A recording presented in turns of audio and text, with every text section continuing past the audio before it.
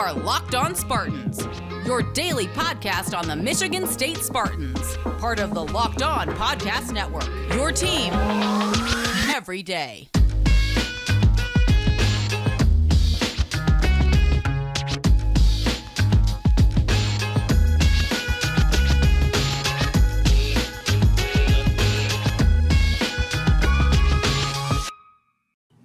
The greatest people of all time. That is all of you Locked On Spartans listeners, and I guess the guy that's joining me, but we'll get to him in just a hot second. Hey, thanks a lot for starting your weekend with Locked On Spartans. If you're an avid listener, first of all, God bless your soul. Second of all, during yesterday's show, we teased that, well, today's episode was either going to be with John Garcia Jr., he's the director of recruiting at Sports Illustrated, or we were just going to do a whole Connor Cook episode, just shooting the blank about Connor Cook. We're doing none of that. We're going with option C, and the C stands for Connor Muldowney because he has come in clutch in the late. I texted him about 17 seconds ago saying, hey, you want to talk about something, anything? I have no idea. And as gracious as ever, here he is, Connor Muldowney, friend of the program of SpartanAvenue.com. Connor, how on earth are you doing, man? You doing okay? As we are doing a backwards white hat episode. Oh, yeah. Backwards, the bro hat look is the theme of today. But I also I want to say that story of my life is being called option C, so I appreciate that. Now, technically, you're option B. I'm a transparent person here. John Garcia Jr. will be Monday's show. I already recorded with him. However, peek behind the curtain here. It's a Friday show. We'll just get all into sorts of things. Going on a bachelor party this weekend. I don't know if I'll be either alive or in coherent shape to do a podcast Sunday night. So we're kind of just pre-recording here. So, and yeah, someone else did kind of. You're going on vacation? I don't think you deserve one. You've never gone on vacation before. It's called working from home, first of all. And second of all, yeah, I'm going up north instead of down south to Florida, which I do seemingly 13 months out of the year, luckily. Poor guy. It's tough, man. But hey, someone's got to do it, man. Someone's got to do it. Connor, do you want to talk about MSU or what do you want to talk about today? A dealer's choice. I kind of brought you on as a guest host to do like the hosting portion. This is news to me. I'm kidding around. I do have something I'll to kick over the show here. off. Matt, you take the night off. I'll do it. You edit though. I'll just do this part. No, please, heavens no. I actually do. On a real note, I do have something to kick things off with, and it's kind of the news of the day in college sports. I don't know, as news of the day as things can be in the middle of May, right? And this is a tweet from Brian Fisher. This was tweeted out in some iteration by other people that follow and cover college football. Brian Fisher tweets out, source says the D1 Council will indeed vote next week on eliminating the division requirements for football conference title games, paving the way for ACC, Big Ten, Pac-12, Mountain West Conference, etc. to eliminate divisions in 2023. I'm sure you saw that. If you didn't, you just heard me talk about it. What was your initial reaction to seeing that? I saw like a bunch of different things. I never saw the original tweet, but that I think you and I would be in agreement here that that's probably the best thing, especially as Big Ten fans. We've seen the most lopsided conference divisions in the history of sports. So I think getting rid of them and giving, the nod to the two best teams in the conference to play for a title is the smartest possible thing.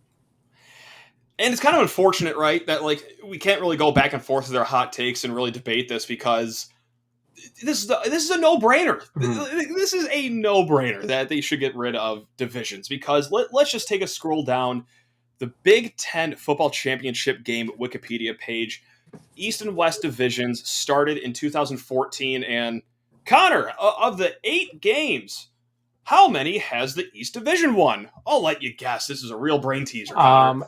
Is it 8? Connor, you're a genius. Wow. And a scholar. It is 8. It's crazy. That's crazy. Rarely, what's even like crazier is that rarely are these games ever close. Like we all know what happened last year. Michigan absolutely rolled over Iowa. Ohio State before that won 4 straight.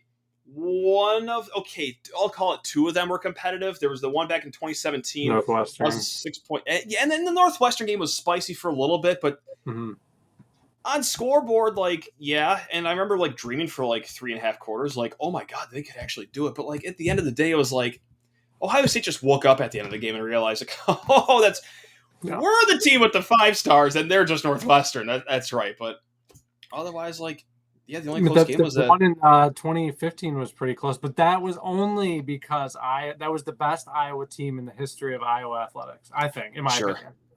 Also the most Iowa game of all time too, just like low scoring, grind it out, but just like an absolute gut wrenching loss there too. Gross. To our Michigan State Spartans, in case you forgot that. So I didn't know that. Little known facts. I know it's like 7 years ago at this point, so everyone's memory is a little fuzzy, but like, yeah, that's right. Great times there. That's pretty much the news of the day. If you want me to disagree with you, just to stir up some. Let's do that actually right now. All yeah. right. You know what? We're going to go full heel turn. We're going to talk on both sides of our mouths. Why is this a terrible idea to ditch divisions? Oh, man. I got nothing. Why is it a terrible idea? Because then teams like Northwestern and Nebraska will never actually have a chance. That's a good point. That's just not fair. No, it's not. That is essentially pretty much it though, right? Is that like this shuts the door on Northwestern? No disrespect to Northwestern, but like they will never get back to Indy under this new open zone unless like they just get an insanely luck of the draw schedule and face just nothing but bottom feeders, which I doubt like the Big Ten will let that happen. But yeah, that's the only. I heard their admissions office is a little wild too. See, there you go. Go. It's all over the place. And this also kind of lines up well for. Sorry, I'm trying to hold a straight face now. It also bodes well too, does it not? For I think 2023 is a really good launch point of when we can start maybe realistically talking about Mel Tucker and company making their way to a Big Ten title game, national title. Let's just shoot for the moon here. Their first of 4 straight national titles. 2023 is a good year for that. We no longer have to like hurdle. You start low. Fine. Drive for 5. We'll bring the thumb out. We'll do it 5. So yeah, and I feel like that's a good starting point because you don't have to hurdle over Ohio State. I mean, let's say that Penn State wants to have like their once every 5-year good team that James Franklin doesn't completely bumble. It'll just be nice. And I wonder like what the tiebreakers will be. And Graham Couch brings up like a fascinating tiebreaker scenario here. As long as the 4th tiebreaker is number of true road wins, including non-conference games, I'm in. I need that to go one step further and be like, also just like games against Power 5 conferences. Yeah. And if it sounds like I'm just picking and prodding directly at Michigan, who has this ridiculous non-conference schedule this year, it's because I am. Because what is it? It's Hawaii, it's UConn, and then it's like San Diego Tech or something like that. It's crazy what they have going on. Yeah. I think you should be eliminated from future consideration if you don't play a Power 5 team in your non-conference schedule in the 3 years leading up to this new. We'll workshop it, but you get the point. Colorado State is the third team they're playing. Sorry, so it's Colorado State, Hawaii, Connecticut. Like, as if they already haven't beaten up on Colorado State enough in the year of our Lord 2022. Like, it sounds like I'm like trolling, I'm like throwing shade at Michigan and everything like that. Because listen, I've actually given them much credit for doing this schedule because this is the way all teams should do their schedule. Because in the 4-team college football playoff, what you think like Ohio State was happy they brought Oregon to Columbus last year? Like, no. That loss at the beginning of the year essentially eliminated them from playoff contention, and they had to run the table the rest of the year. They didn't, and so now that they were sent to Pasadena to play in the Rose Bowl, like that's a bad thing, but for them it was. Like, no, if you're a Power 5 team, you should be weakening your schedule as much as possible. It's why Michigan canceled their game against UCLA so they could schedule a team like Hawaii. But a good punishment for that is like if you do no divisions, then it's number of Power 5 wins. So let's say that like you have a schedule like let's say 3 Power 5 teams. You go 3-0. Okay, that's 3 Power 5 wins. It gets you the Kansas, Boston College, and and then just like Northwestern again, even though they're in the conference, just like schedule them as a non-con. Like this is EA Sports NCAA football rules. You can schedule whoever you want. Yeah, exactly. Yeah, what the hell? Who cares? Oregon State, they're forgotten about. We'll schedule them too. I know that they're like it's okay for their standards these days, but still. So Syracuse. It's right in front of me. Yeah, the team with the dome, of course. Yeah. Come on. It's right in front of me. So, yeah. I have no segue to a break right now, but I'm gonna do what they call in the business an ad read right now. So this might be the least smooth transition I've ever made to this right here. Hey, I'll talk to you in 60 seconds, handsome. I gotta talk to the people about Built Bar first. That's right, Built Bar. Been talking your ear off about Built Bar for quite some time, as I realized I did not even turn my light on for this here podcast. What a debacle we've got going on so far here. Built Bar. It's the best protein bar for 3 reasons, guys. You've heard us go through all 3 reasons. I'm going to do it one more time. Number 1, your taste buds will thank you for the rest of your life. These are soft, they're chewy, they're wrapped in 100% real chocolate, and they taste better than any candy bar you've ever had. It's not like a protein bar where you bite into it and just like pieces of just balsa wood are falling everywhere on your shoes, and it's the worst experience you've ever had. No, these are like an angel smacking you in the mouth. Number 2, they treat your body amazing. That's right. Eat it before your round of golf, your landscaping, your day at the office, your day working out. Because each Built Bar has about 170 calories, just 4 grams of sugar, just 4 grams of net carbs, but a whopping 17 grams of protein to get you through whatever it is. And also, number 3, as I hold number 4, I'm out of control. I haven't even been drinking today. I'm out of control right now. Reason number 3 is that they're going to save you money. Built.com, promo code LOCK15 for 15% off your order. That's right, that's Built.com, promo code LOCK15 at Built.com. As I welcome back Connor Muldowney. Thank you all for making Locked On Spartans your first listen every single day.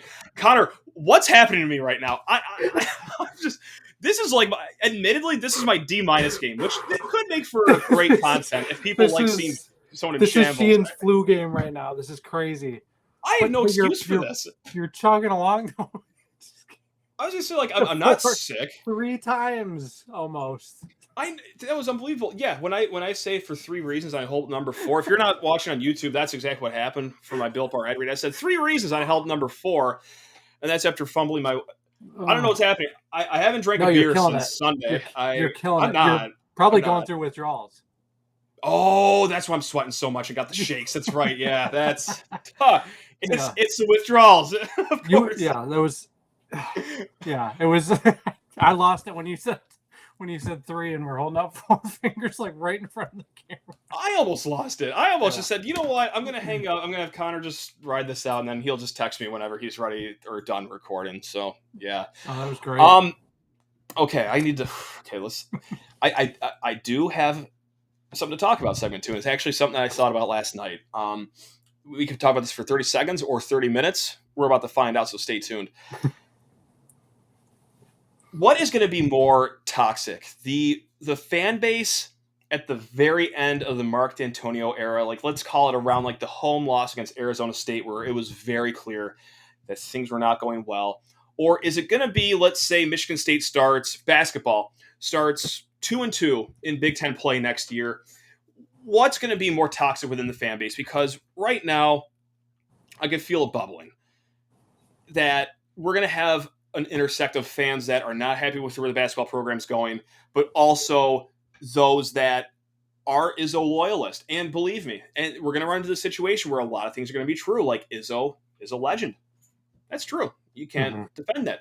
Number 2, he has definitely earned his spot to be at Michigan State for as long as he damn well pleases. Now, that could be a different debate, or we can do it right now, but that's just fact of the matter. He could be here as long as he wants. And number 3,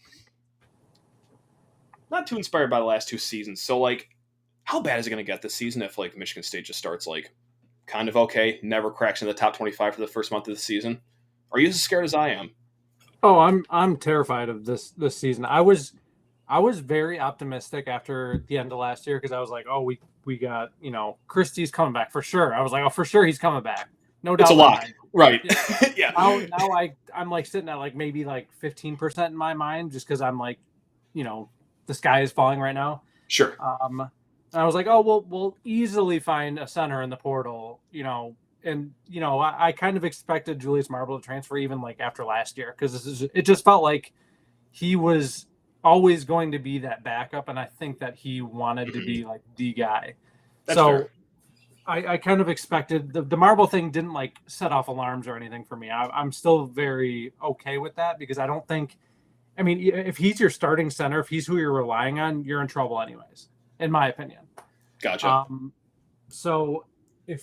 But the funny thing about our fan base is we find a way to panic about anything. So Sorry about that. If we don't add a center before the season, you can probably panic a little bit. But like if we start 2-2, look at how many times we started 2-2 or 1-2 or whatever because the Champions Classic and there's always some kind of tournament or some crazy non-conference game.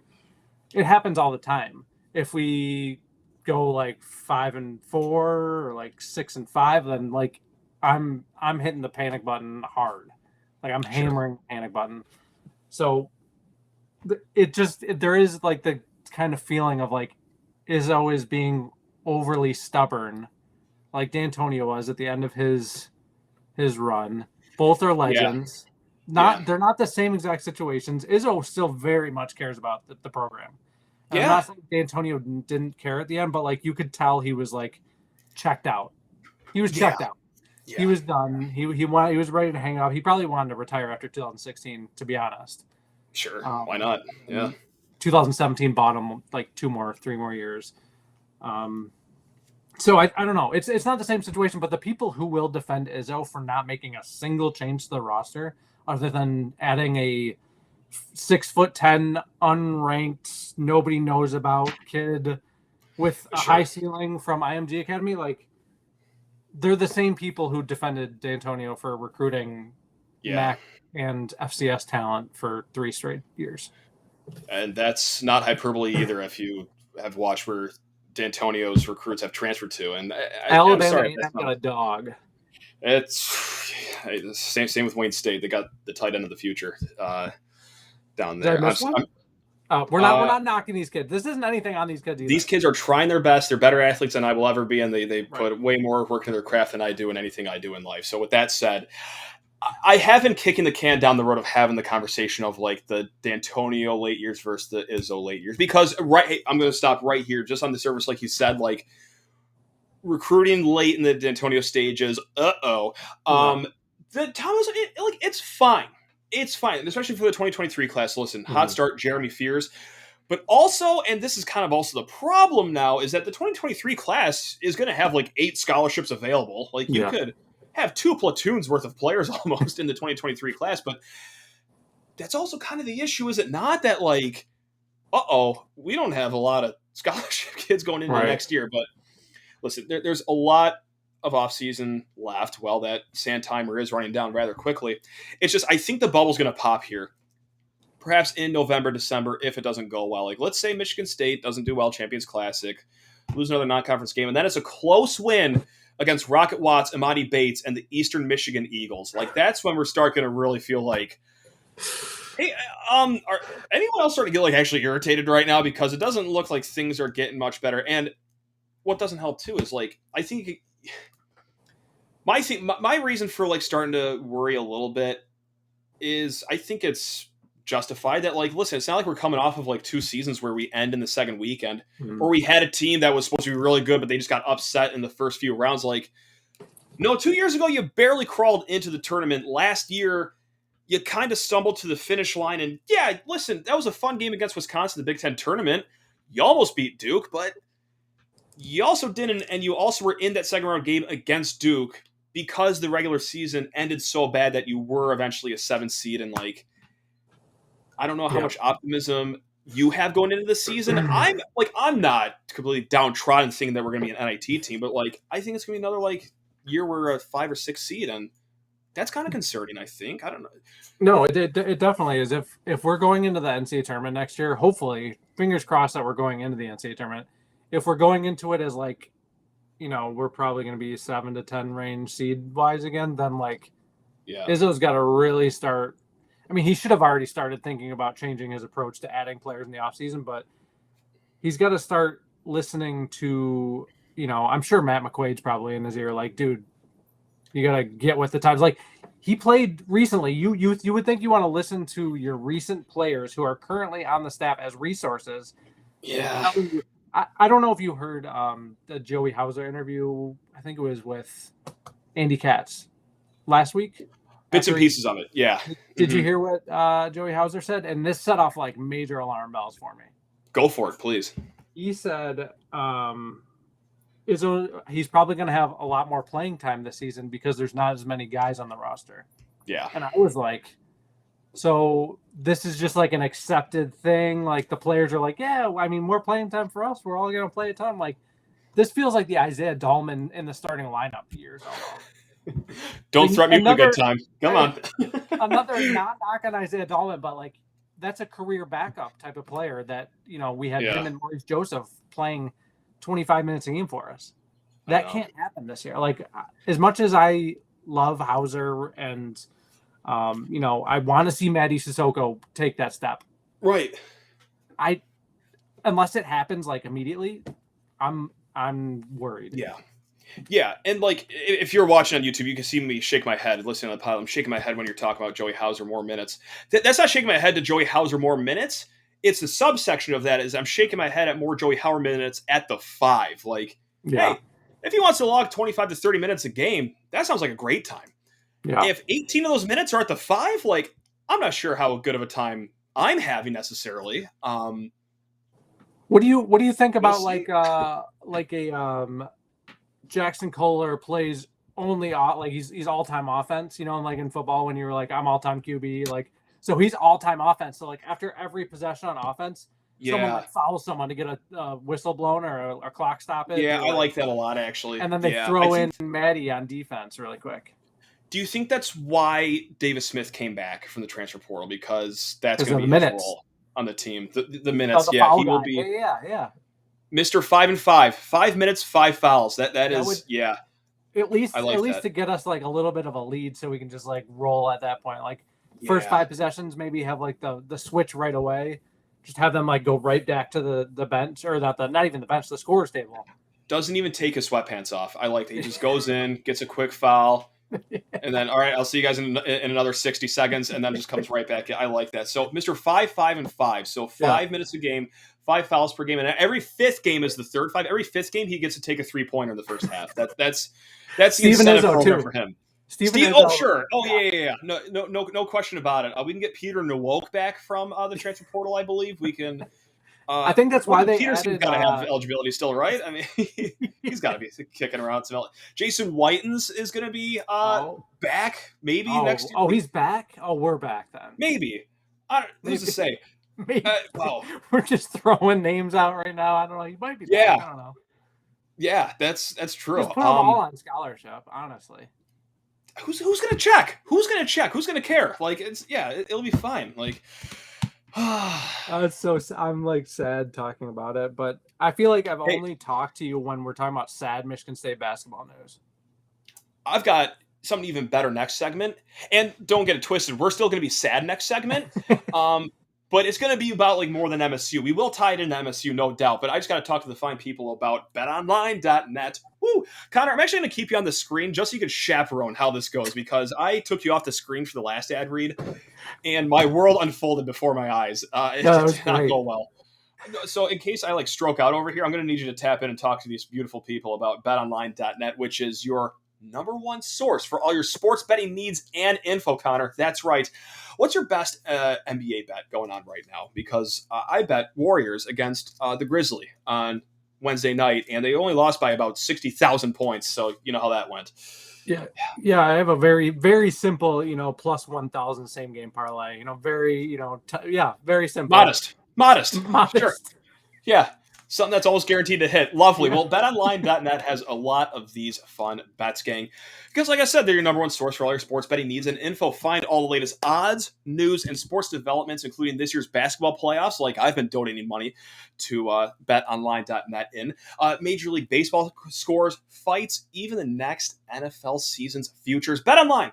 It's your continued source for all your sports wagering information from live betting, playoffs, esports, and more. Head to that website today. Use your mobile device.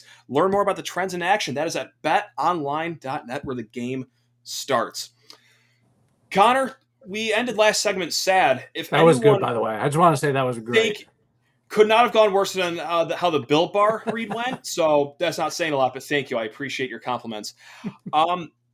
we're still going to be sad. And this is just a great way for everyone to start their week. And I'm sure everyone tuned in to Locked On Spartans being like, wow, Connor Muldowney's back. He's a lot of fun. Sometimes Matt is fun every once in a while. Let's kick this weekend off right. Let's just do more misery. How about that? Yep. There's an MSU tie to this, what I'm about to bring up. I looked at Carson Cooper and his IMG Blue team roster. And who is a teammate on that team but Anquan Bolden Jr.?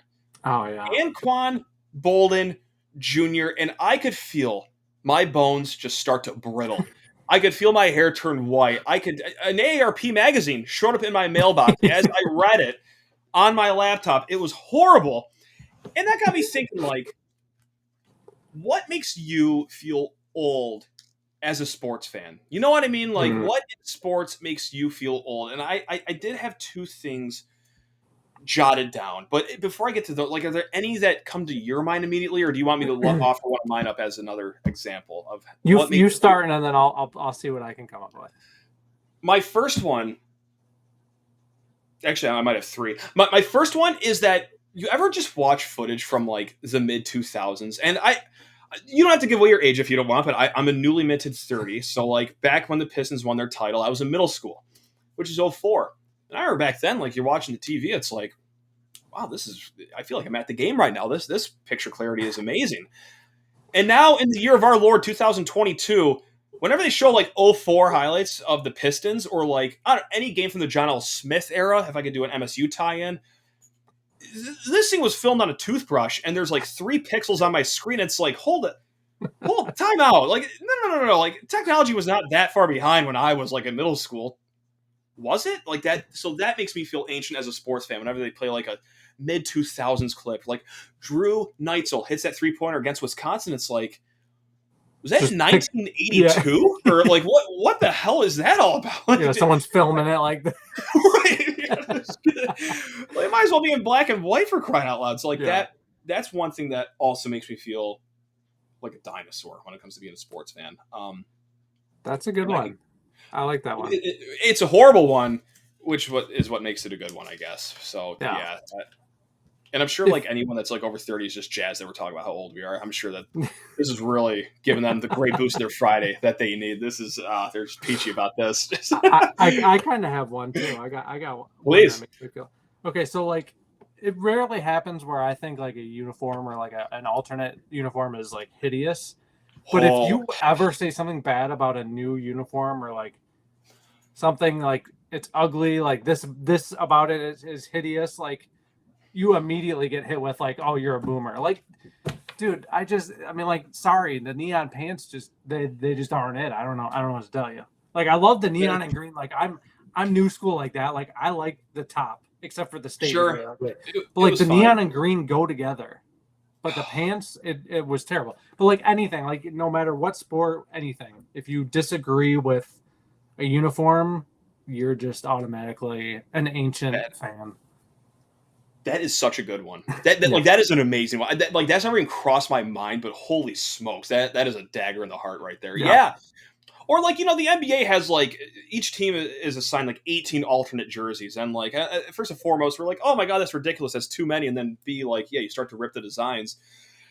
And then like, oh, like people actually wear these jerseys in public and they're all a lot younger than me. Like, oh my God, do they actually like these things? Like, oh no. Oh no. Like, that's a great point though. That's kind of depressing, honestly. No, okay. Well, speaking of depressing, nothing depresses me more, and maybe this is what I hate the most as a sports fan in terms of like things that make me feel old. And it's what we do, Connor. It's following recruiting. It is because, for example, like, hey, we got some great 2024 kids coming to campus. 4 stars, 5 stars. This is great. I'm having an awesome time. This is the best. And then my mistake that I make is I think too much. I'm like, oh, what year were they born then? If they were born in 2024, wait, there's a 2 in front of your birthday. And then like I started to get tight chested. I'm like, wait, these kids were born in like 2006. That was my okay. All right, that was my freshman year of high school. That's 2 years after the Pistons won their title. And I'm sorry to make this Locked On Pistons in this third segment here, but like, I don't know why. They had a very pivotal moment in my life where yeah. I like associate a lot of things as far as time goes to the Pistons title. Like these kids don't even like really they don't have faint memories of the title. They don't. They were born 2 years after it. Like this is crazy, man. Like by the it's not wild. It's horrible. And then like by the time 2028 kids start rolling around, like that's when I graduated high school. I might as well start like just going like coffin shopping this weekend. Like this is unbelievable. I hate it. I can't do it.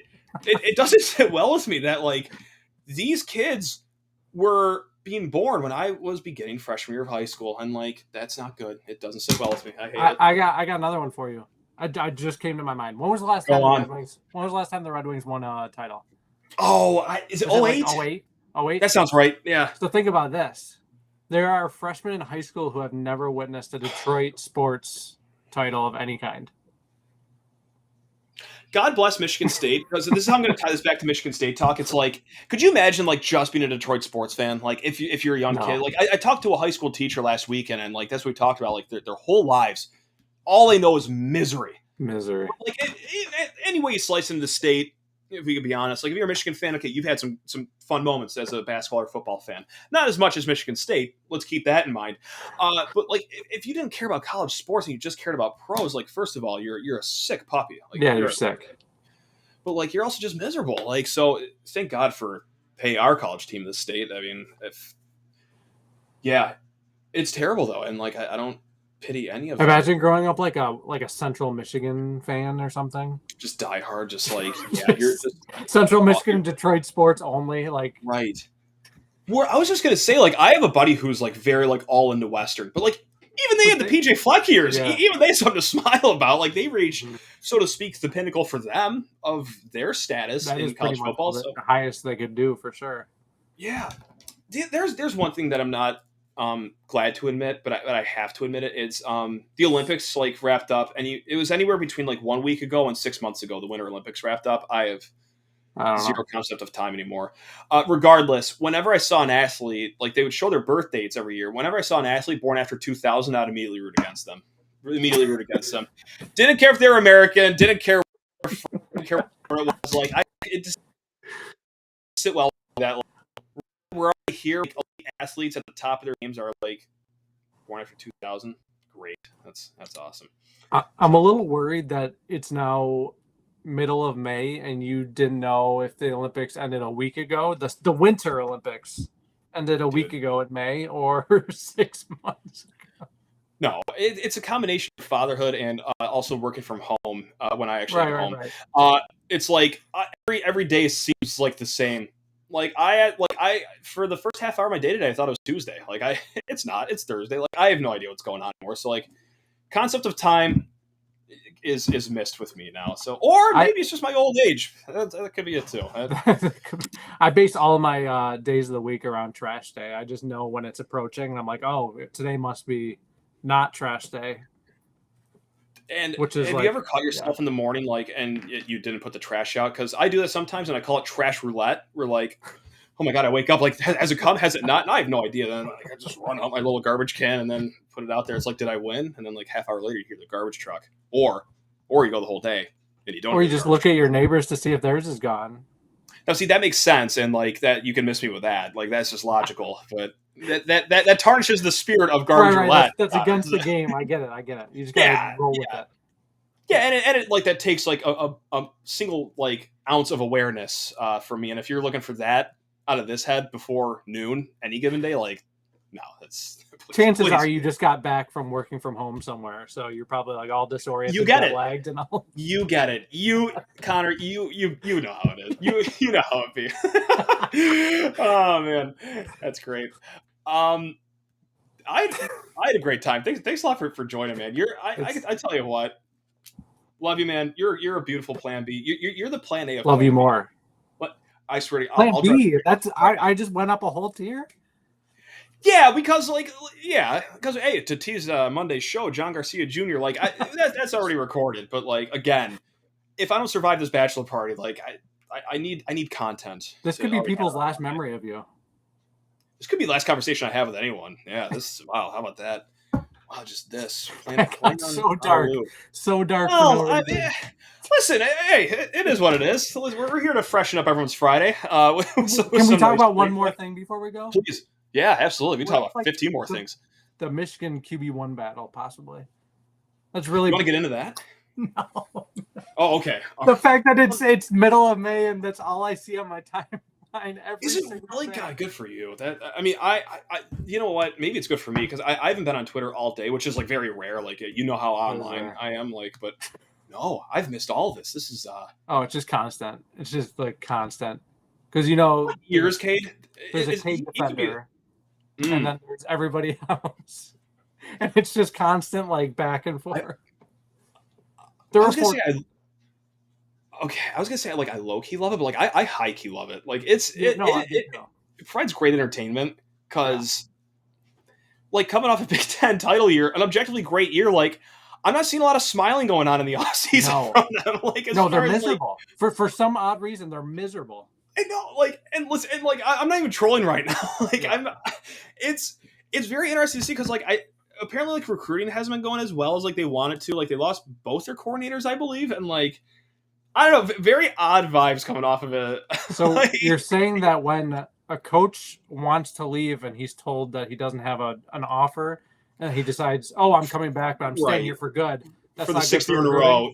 Yeah. No, and the 6th year, no. For some reason, that doesn't sit well with some recruits, perhaps. Yeah, and like your assistant coaches, it doesn't really go over well with. Yeah, this guy's trying to jet set to any of the 30 NFL offices that have a chair for him. So. Well, he was the assistant was too busy hitting on recruits' moms. I think that might have been like the first knock on him, but. I'll blindly take that as canon. This is all news to me, but I'm going to just blindly. No, I know what you're talking about now. Sorry, a little light bulb just went off. Not a current, a former who has bashed the program since leaving. Sure. Well, wasn't the only thing he was bashing over in Ann Arbor. Oh, look at us go. That's right. Oh, man. So, yeah, we'll just we should do a full episode just talk about like Michigan's quarterback one battle next week. I'm down. I'm in. I will bring the stats. I don't know. No shortage of those online. Yeah, none. I got highlights of his best slant routes thrown. Let's play the hits. Slants that turn into 90-yard touchdowns. I have a couple of those. Okay. So Monday, John Garcia Jr. of Sports Illustrated. Tuesday, we'll do the top 20 slant routes of Michigan's football season. Ranking the slant routes. Yeah, that'll be 2.5 hour long episode. We'll go in depth for every single one of them. Yeah, we'll call it the Yak episode. Yeah, sure. we'll call it whatever. This is amazing that people are still listening right now or watching. Wow. Well, of course they're watching. You got to say something. You're on. No, you got to say something at the end to have them email you or whatever, like the last time, to make sure that they watch all the way through. Yeah, if you're watching or listening right now, tweet us, me and Connor, a word. What buzzword should it be, Connor? QB2. QB2. Send QB2 to lockedonspartans@gmail.com or tweet at us at Sheehan_sports or what's your handle? I should know it's just at Connor Muldowney. Yeah. How hard is that? Yeah, just tweet QB2. No prize or anything. But you won't only get recognition, you'll also floor both of us that you're still either watching or listening. Give you a retweet. Yeah. Oh, sure. I'll retweet the hell out of that. Yeah, that's no problem about that. I don't consider that as a prize, though. That's or just tweet us a GIF of an athlete doing the short celebration. Yeah. God, that was like again. When was that? Was a week ago or 5 months ago? That was right after. I think we were talking about right after State won the first round game, possibly. I don't remember, but I remember saying like something about Joey Hauser, and you were like, like that's every time he made a shot, he would do that. Yeah. Oh yeah, to the point where my hand was hovering 2 inches over the bar floor where I was at. Yeah, it was. I got out of when you were working from home somewhere. I'm sure. Well, yeah, Doc. I work on the clock here. Yeah. Well, I got to say, great Wi-Fi. It is outstanding Wi-Fi over there. I'm sure. It's fantastic. There was one night I was uploading the podcast and the Wi-Fi cut out here, so I was like, "Oh my god, I'm screwed!" Like the whole neighborhood's. I'm going to go to the bar. I'm going to go to that bar right now, and as fast as I was ever able to upload a podcast. They probably have a cubicle for you there. I'm sure. God, I wish that'd be awesome. I'd love that place. a Matt Sheehan like booth, only Matt Sheehan. God. That'd be just sensational. Yeah, and there's just always like a warm Hams beer just waiting for me. Warm. Always there. Yeah, it's never as cold as I want it to be, but that's okay. It's only like $2.25 for a pint, so it's like, who am I going to complain to right now? This is great. It's just been sitting out for a bit. It's a leftover from yesterday.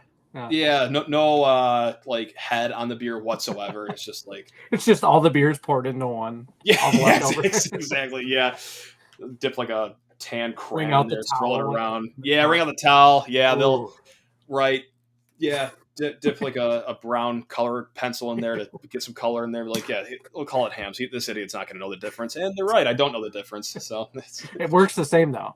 It does its job. It works the same. Yeah, I get a buzz one way or another. Yeah, it's gets me to where I need to be, which is very similar to where I was at for that Built Bar ad read not too long ago. That's usually me after like 3 minutes ago. Yeah. Yeah. Not good. We're going to go back and look at the tape on that one. We got some things to address. Well, it's been real. It's been a good. It's been real fun as always. I honestly, genuinely cannot thank you enough for, especially on as short of notice as it was to hop on. Because it could have been just me babbling about God knows what, and that's not fun. It's always that might have been better though. It would have been alarming. I think I would have had people doing like wellness checks on me. But since I have you here, to keep tabs on me, that really means a lot. So, but no, it's always a lot more fun having a guest, but it's also even a bigger blast having a guest as great as you are, Connor. So thanks a lot, man. Really appreciate it. I promise next time you come on, I'll try to give you more than like a 3-minute heads up. How's that? I actually kind of like it because I just go in not knowing what to expect. Okay. All right. That's how that's next time I'm just gonna show up with Built Bar, just now we're talking. Yes. And that'll help you segue into your Built Bar thing, and it'll just like get your. There you go. It's beautiful. It's beautiful. Yep. See if you're okay. Catch us Tuesday for the top 20 slant route episode of Locked On Spartans. Until then, everyone, enjoy your weekend. Connor, you enjoy your weekend even more. Love you, man. Love every single one of you, Locked On Spartans Nation. You guys are the best. Go green. Let's have ourselves a weekend. Go white.